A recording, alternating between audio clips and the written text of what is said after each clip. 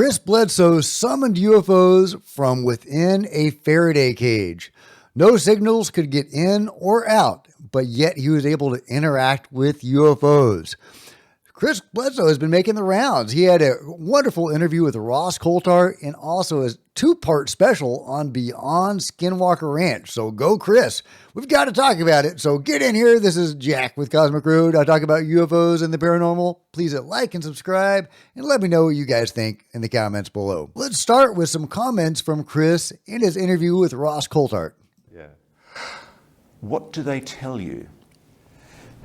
Well, there's a message that comes rarely, or there's an ongoing, basically an ongoing relationship. So if I'm going to meet Ross Coulthart and I'm agonizing, should I go on his show? Will it turn out right? Should I do it? I always go out and I ask the heavens, I ask the lady, is this what I should do? So the lady gave me a green card. So so I wait for them to communicate with me, and if they say yes, that's what I do.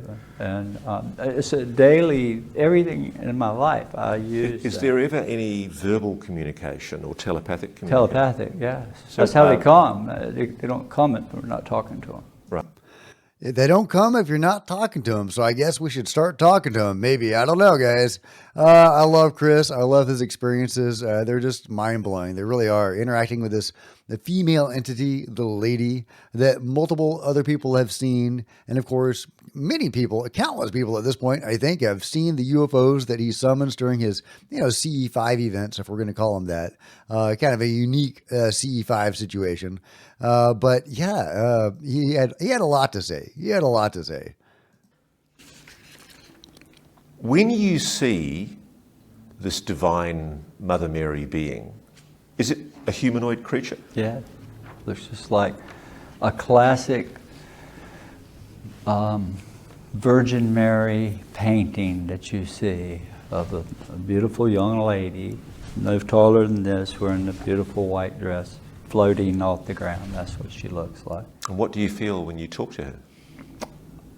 Like I'm in the presence of God or something so divine that I want to cry the whole time. I've been crying 18 years. That's amazing. That's amazing. He's a deep guy. He has a lot of emotions about this, and a lot of people do. Even you listen to Jake Barber when he talks about him interacting with that female entity through the 8-gong UFO. He gets choked up about it. And it's amazing, I think proof or evidence that they're having a real connection to the phenomenon, an emotional connection to the phenomenon. Here Chris is talking about the possibility of beings intervening in war. We'll just check it out. So you believe from what you've been told, which obviously you can't know for sure, you're only being told this, but you believe from what you're being told that the entities, the beings, are going to intervene to stop us from killing ourselves. They did that during November, on television. And disclosure of the fact of a non-human intelligence. It'll come next year. You believe next year? I'm sure. I feel sure. I think the government has got to. They have no choice. Because when these orbs appeared, and it showed them that I was in D.C. and I heard some of the conversation when they said, oh my God, this is catastrophic. If we don't tell it now, they may come back in 2026 and land, and if they do that, we just lost the control of our country. So you believe... All right, so there you go. Chris saying they're going to disclose next year. The government's going to disclose next year because they will have no choice. Of course, he's also said that the angels, the orbs, will start appearing during the conflict between Israel and Iran, which obviously is ongoing. And I haven't seen any angels appearing yet, but hey, if you've seen them, let me know.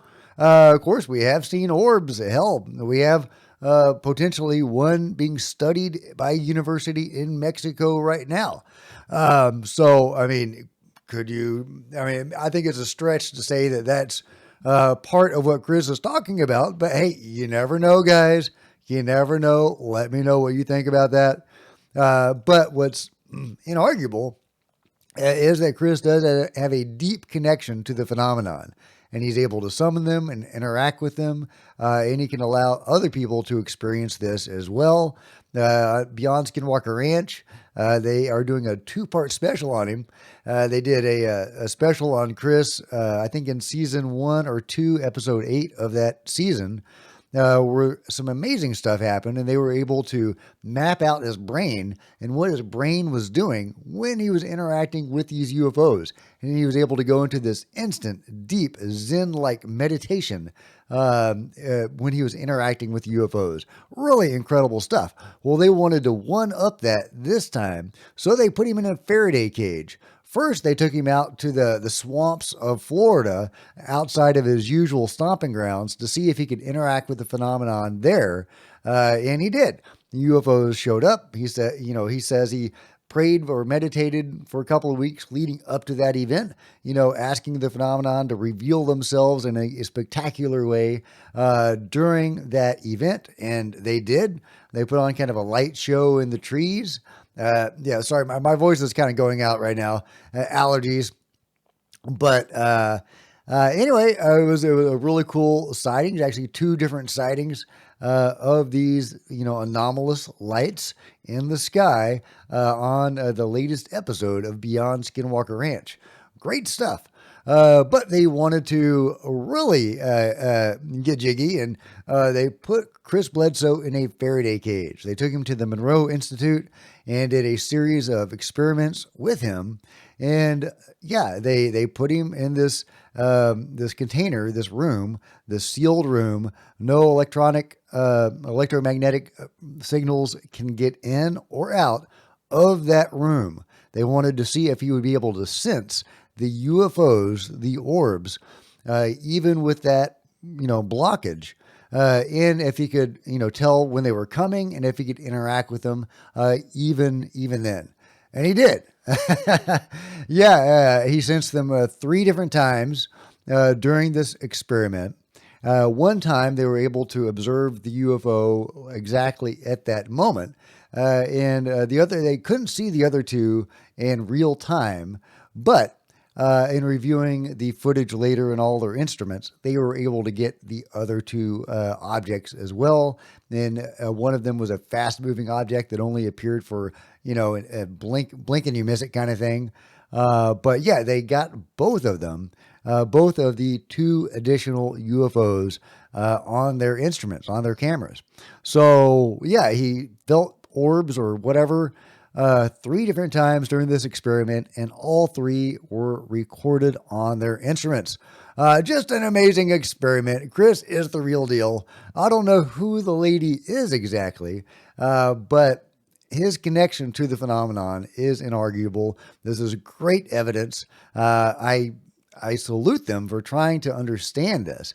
However, I've got to, poke a little bit, because they don't mention the lady once. They try to keep it very like nuts and bolts, I guess, even though they're doing these crazy experiments. They don't, go there. They talk about UFOs and they talk about orbs, but they don't talk about the more mystical stuff. Now, I know they're trying to make this, more accessible to a mainstream audience, and maybe that's the way they have to do it.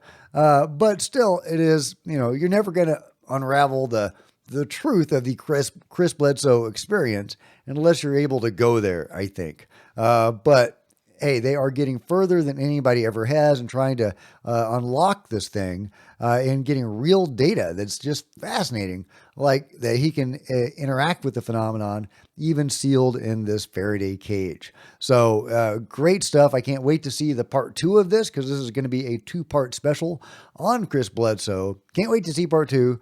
If you've seen the episode, let me know what you guys think about it. Let me know what you think about his interview with Ross Coulthart and all of his other amazing information in the comments below. Like and subscribe. Hit the bell to be notified of future videos. You don't want to miss a thing. Join me on social media. There's Facebook and Twitter links below. Love to see you guys there. All right, I'm going to give my voice a break. Buy a t-shirt, become a channel member, and I will see you next time, guys. This is Jack with Cosmic Road, signing out.